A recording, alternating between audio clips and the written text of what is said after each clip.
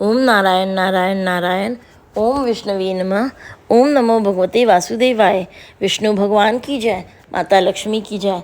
नमस्कार दोस्तों, आज हम बात करने जा रहे हैं ज्येष्ठ मास के कृष्ण पक्ष की एकादशी के बारे में। हिंदू पंचांग के अनुसार ज्येष्ठ मास के कृष्ण पक्ष की एकादशी को अपरा एकादशी के नाम से जाना जाता है। इस दिन भगवान विष्णु के साथ साथ माता लक्ष्मी की विधिवत पूजा करने से यश, कीर्ति, मान सम्मान, धन संपदा की प्राप्ति होती है। इसके साथ ही आपके द्वारा अनजाने में किए गए पापों से मुक्ति मिल जाती है। इसे अचला एकादशी के नाम से भी जानते हैं। इस एकादशी की महत्ता के बारे में स्वयं श्री कृष्ण ने धर्मराज युधिष्ठिर को बतलाया। इस दिन विधिवत पूजा करने के साथ साथ अंत में इस व्रत कथा का पाठ अवश्य करना चाहिए। इससे आपकी पूजा पूर्ण मानी जाती है। आइए जानते हैं अपरा एकादशी की संपूर्ण कथा के बारे में। एक बार धर्मराज युधिष्ठिर ने भगवान श्री कृष्ण से पूछा, हे जनार्दन, ज्येष्ठ के कृष्ण पक्ष में किस नाम की एकादशी होती है? मैं उसका महात्म्य सुनना चाहता हूँ। कृपा करके इसके बारे में मुझे बतलाइए। भगवान श्री कृष्ण बोले, हे राजन, तुमने संपूर्ण लोकों के हित के लिए बहुत उत्तम बात पूछी है। ज्येष्ठ मास के कृष्ण पक्ष में पड़ने वाली इस एकादशी का नाम है अपरा एकादशी। यह बहुत पुण्य देने वाली और बड़े बड़े पातकों का नाश करने वाली मानी जाती है। ब्रह्म हत्या करने वाला, गोत्र की हत्या करने वाला, गर्भस्थ बालक को मारने वाला, पर स्त्री लंपट पुरुष भी अपरा एकादशी के सेवन से निश्चय ही पाप रहित हो जाता है। जो झूठी गवाही देता है, माप तोल में धोखा देता है, बिना जाने ही नक्षत्रों की गणना करता है और कूटनीति से आयुर्वेद का ज्ञाता बनकर वैद्य का काम करता है, ये सब नरक में निवास करने वाले प्राणी हैं। परंतु अपरा एकादशी व्रत रखने से ये भी पाप रहित हो जाते हैं। अगर कोई क्षत्रिय शास्त्र धर्म का परित्याग करके युद्ध से भागता है तो वह क्षत्रियोचित धर्म से भ्रष्ट होने के कारण घोर नरक का भागी होता है। इसके अलावा जो शिष्य विद्या प्राप्त करके स्वयं ही गुरु की निंदा करता है, वह भी महापातकों से युक्त होकर भयंकर नरक में गिरता है।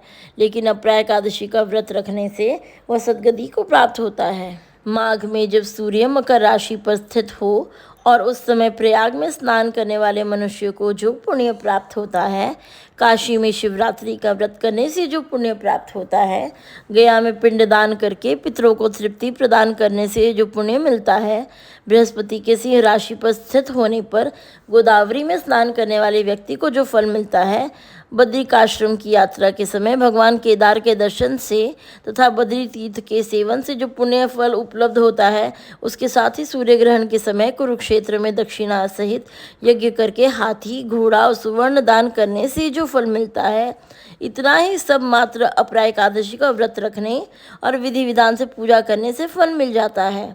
इस दिन व्रत रखने के साथ भगवान वामन की पूजा करने से मनुष्य सब पापों से मुक्ति मिल जाती है। इसके साथ ही श्री हरि विष्णु लोक की प्राप्ति के साथ इस व्रत कथा का पाठ करने या फिर सुनने से सहस्र गोदान का फल मिलता है। युधिष्ठिर ने कहा, हे जनार्दन, अपरा का सारा महात्म्य मैंने सुन लिया, अब व्रत कथा भी सुना दीजिए। श्री कृष्ण कहते हैं, हे राजन, प्राचीन काल में महीध्वज नामक एक धर्मात्मा राजा था, लेकिन उसका छोटा भाई व्रजध्वज बड़ा ही क्रूर, अधर्मी तथा अन्यायी था। वह अपने बड़े भाई से द्वेष रखता था। इस द्वेष भाव से एक दिन रात्रि के समय छोटे भाई ने अपने बड़े भाई की हत्या कर दी और उसकी देह को एक जंगली पीपल के नीचे गाड़ दिया। इस काल मृत्यु से राजा प्रेतात्मा के रूप में उसी पीपल पर रहने लगा और अनेक उत्पात करने लगा। एक दिन अचानक धौम्य नामक ऋषि उधर से गुजरे। उन्होंने प्रेत को देखा और तपोबल से उसके अतीत को जान लिया। अपने तपोबल से प्रेत उत्पात का कारण समझा। ऋषि ने प्रसन्न होकर उस प्रेत को पीपल के पेड़ से उतारा तथा परलोक विद्या का उपदेश दिया। दयालु ऋषि ने राजा की प्रेत योनि से मुक्ति के लिए स्वयं ही अपरा एकादशी का व्रत किया और उसे अगति से छुड़ाने को उसका पुण्य प्रेत को अर्पित कर दिया। इस पुण्य के प्रभाव से राजा की प्रेत योनि से मुक्ति हो गई। वह ऋषि को धन्यवाद देता हुआ दिव्य देह धारण कर पुष्पक विमान में बैठकर स्वर्गलोक को चला गया। हे राजन, यह अपरा एकादशी की कथा मैंने लोकहित के लिए कही है। इसे पढ़ने अथवा सुनने से मनुष्य के सब पापों से मुक्ति मिलती है। तो दोस्तों, यह थी अपरा एकादशी की व्रत कथा।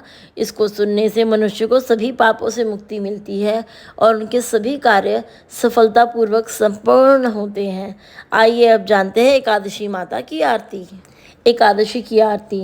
ओम जय एकादशी माता, जय जय एकादशी माता।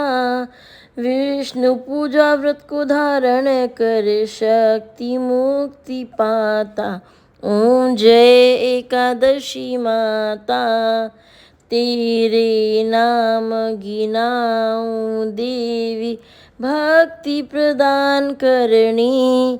गण गौरव की देनी माता, शास्त्रों में वर्णी। ओम जय एकादशी माता।